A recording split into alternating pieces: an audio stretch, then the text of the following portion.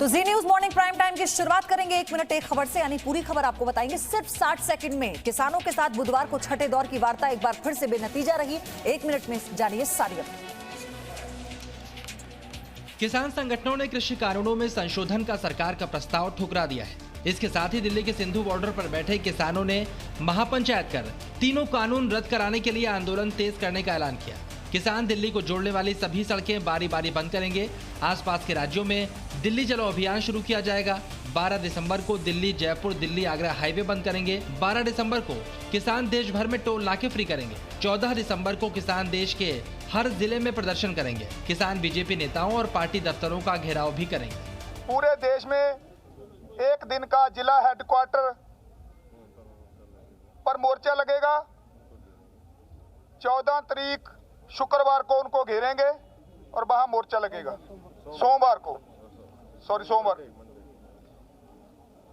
पूरे देश में लगातार रोष प्रदर्शन जारी रहेंगे। मंगलवार रात किसानों और गृह मंत्री के बीच हुई बैठक के बाद सरकार की ओर से संशोधन प्रस्ताव तैयार किया गया था। तो वहीं किसानों के लिए सरकार के प्रस्ताव को ठुकराने के बाद गृह मंत्री अमित शाह ने एक अहम बैठक बुलाई। 1 मिनट में देखिए इस बैठक में क्या हुआ। कृषि कानून में संशोधन प्रस्ताव को किसानों द्वारा ठुकराए जाने के बाद गृह मंत्री अमित शाह ने अपने घर पर एक अहम बैठक बुलाई, जिसमें कृषि मंत्री नरेंद्र सिंह तोमर और वाणिज्य मंत्री पीयूष गोयल भी मौजूद रहे। करीब 2.5 घंटे चली इस बैठक में किसानों को मनाने और समझाने की आगे की रणनीति पर चर्चा की गई। बुधवार को सरकार ने किसानों को जो 20 पन्नों का प्रस्ताव भेजा था, उसमें कहा था एमएसपी खत्म नहीं होगी और सरकार लिखित आश्वासन देगी। मंडी कानून एपीएमसी में बड़ा बदलाव होगा।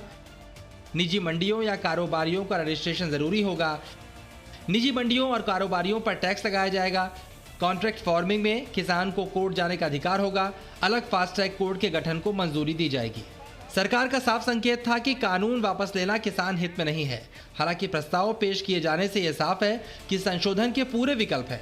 हालांकि किसानों ने सरकार के इस प्रस्ताव को भी स्वीकार नहीं किया और अब दोनों ओर से आगे की रणनीति तैयार की जा रही है। वहीं नए कृषि कानूनों को रद्द करने की मांग को लेकर बुधवार को विपक्षी दलों का एक प्रतिनिधि मंडल राष्ट्रपति कोविंद से मिला। आप देखिए इस मुलाकात का क्या महत्व रहा। विपक्षी दलों ने राष्ट्रपति रामनाथ कोविंद से 3 कृषि कानूनों को वापस लेने की मांग की है। विपक्ष के 5 नेताओं के प्रतिनिधिमंडल ने राष्ट्रपति से मुलाकात की और तीनों कानूनों को किसान विरोधी बताते हुए कहा, इनसे देश में खाद्य सुरक्षा को भी खतरा पैदा हो सकता है। तीनों कानून जो आज बने हैं, इनको वापस लेना चाहिए। इसके पीछे किसानों के लिए नुकसान, हमारे कृषि के लिए नुकसान, अपनी देश की अन्न सुरक्षा के लिए नुकसान, और इसके चलते हुए बहुत सारा ये होता है कि दाम भी बढ़ेंगे। कांग्रेस सांसद राहुल गांधी ने कहा कि विपक्ष आज और आगे भी किसानों के साथ है। और मैं किसानों से कह रहा हूं, अगर आप आज नहीं खड़े हुए तो फिर आप कभी नहीं खड़े हो पाओगे, और हम सब आपके साथ हैं। आपको कोई पीछे नहीं हिला सकता। विपक्ष ने आरोप लगाया कि कृषि कानूनों को लाने से पहले सरकार ने न किसानों से चर्चा की, न संसद की सेलेक्ट कमेटी पर इस पर चर्चा की गई। वहीं बीजेपी अध्यक्ष जेपी नड्डा ने बुधवार को पश्चिम बंगाल में यह दावा किया कि उनकी पार्टी आगामी चुनावों में 200 से ज्यादा सीटें जीतेगी।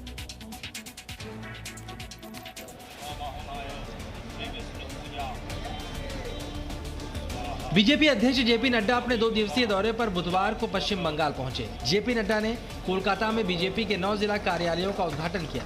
इसके बाद उन्होंने कोलकाता के भवानीपुर में बीजेपी के डोर टू डोर कैंपेन और अन्याय नहीं कार्यक्रम की शुरुआत की।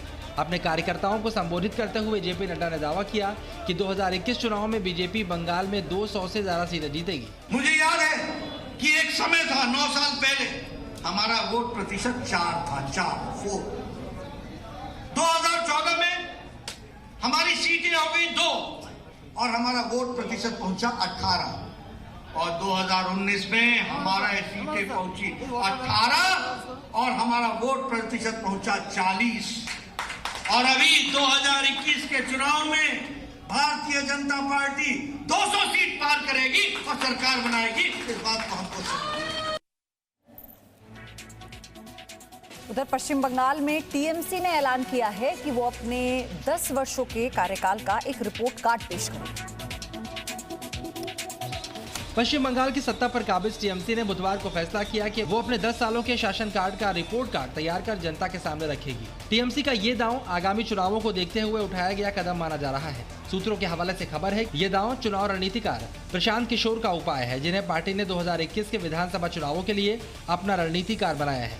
इस रिपोर्ट कार्ड के जरिए टीएमसी पिछले 10 साल में चलाए गए विभिन्न विकास कार्यों और परियोजनाओं को लोगों के सामने रखेगी।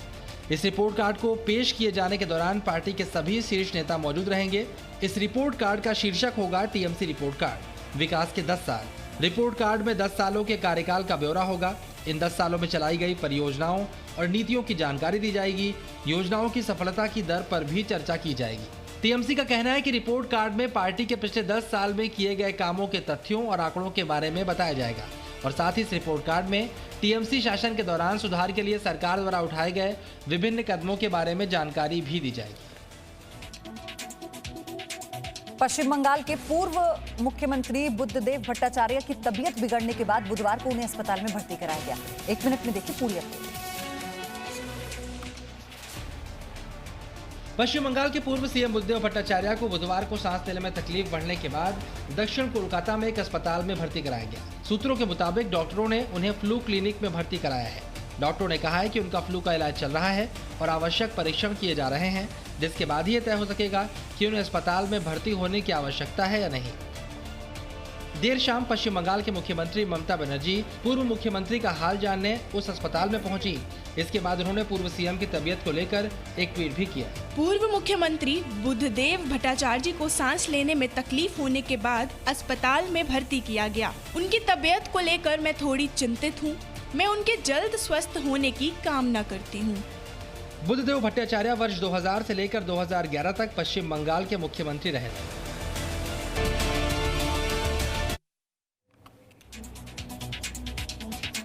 आज प्रधानमंत्री मोदी नए संसद भवन का शिलान्यास करेंगे। 1 मिनट में देखिए पूरी जानकारी। प्रधानमंत्री नरेंद्र मोदी आज संसद परिसर में नए संसद भवन का शिलान्यास करेंगे। इस मौके पर लोकसभा अध्यक्ष ओम बिरला समेत केंद्रीय मंत्री और सांसद भी मौजूद होंगे। नई संसद के लिए शिलान्यास समारोह दोपहर 12:55 पर शुरू होगा। दोपहर 1 बजे से भूमि पूजन और फाउंडेशन स्टोन बिछाने का कार्यक्रम होगा।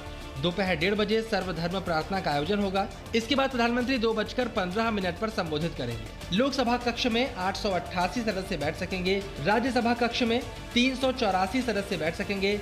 नए संसद भवन में 1224 सांसद एक साथ मौजूद हो सकते हैं। नए भवन का क्षेत्र 64,500 वर्ग मीटर होगा। निर्माण पर कुल 971 करोड़ रुपए की लागत का अनुमान है। संसद की नई इमारत भूकंप रोधी क्षमता वाली होगी। नए संसद भवन में भारत की सांस्कृतिक विविधता को दर्शाने के लिए संपूर्ण देश के दस्तकार और शिल्पकार अपना योगदान देंगे।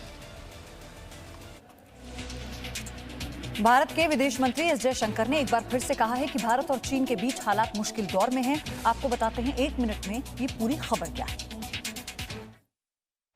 भारत के विदेश मंत्री एस जयशंकर ने एक बार फिर इस बात को दोहराया है कि भारत और चीन के बीच संबंध काफी मुश्किल दौर में है। ऑस्ट्रेलियाई थिंक टैंक लोबी इंस्टीट्यूट द्वारा आयोजित एक ऑनलाइन इंटरेक्टिव सत्र के दौरान विदेश मंत्री एस जयशंकर ने ये टिप्पणी की। हम शायद चीन के साथ अपने संबंधों के सबसे कठिन दौर में हैं। निश्चित रूप से पिछले 30 से 40 वर्षों में, या आप इससे भी ज्यादा मान सकते हैं, इस साल संबंध बहुत खराब हो गए हैं। ये बहुत स्पष्ट है कि एलएसी के साथ शांति और शांति बनाए रखना बाकी रिश्तों की प्रगति का आधार है। आप सीमा पर जिस तरह की स्थिति होती है उसके तर्ज पर सभी क्षेत्रों की तुलना नहीं कर सकते, ये काल्पनिक होगा।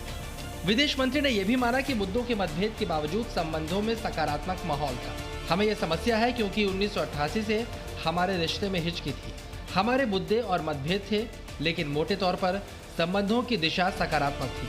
व्यापार, यात्रा और विभिन्न अन्य डोमेन में संबंध बढ़े हैं क्योंकि दोनों पक्षों ने एलएसी के साथ शांति और शांति बनाए रखने के लिए कई समझौते किए हैं।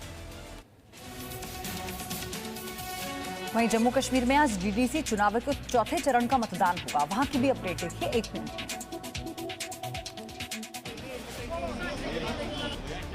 जम्मू कश्मीर में आज डीडीसी चुनावों में 5वें चरण का मतदान होगा। 5वें चरण में कुल 36 सीटों पर मतदान किया जाएगा। मतदान सुबह 7 बजे से शुरू होगा और दोपहर 2 बजे तक चलेगा।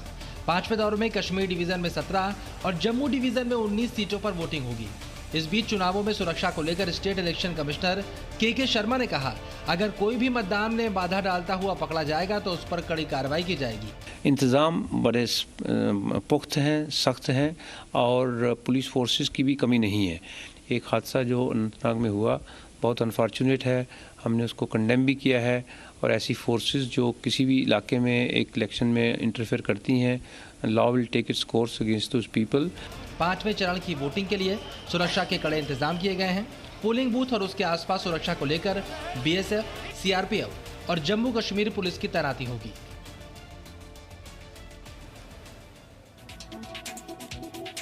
और अब आइए जानते हैं क्या है देश में कोरोना से जुड़ी अपडेट। देश में कोरोना के मामले अब 97 लाख की संख्या को पार कर चुके हैं। पिछले 24 घंटे में देश में कोरोना के 32,080 नए केस सामने आए। बीते 24 घंटे में कुल 402 लोगों की जान कोरोना की वजह से चली गई।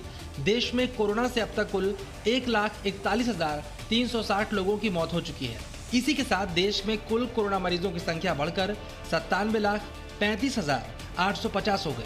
वहीं देश में कोरोना मरीजों का रिकवरी रेट 94.65% है।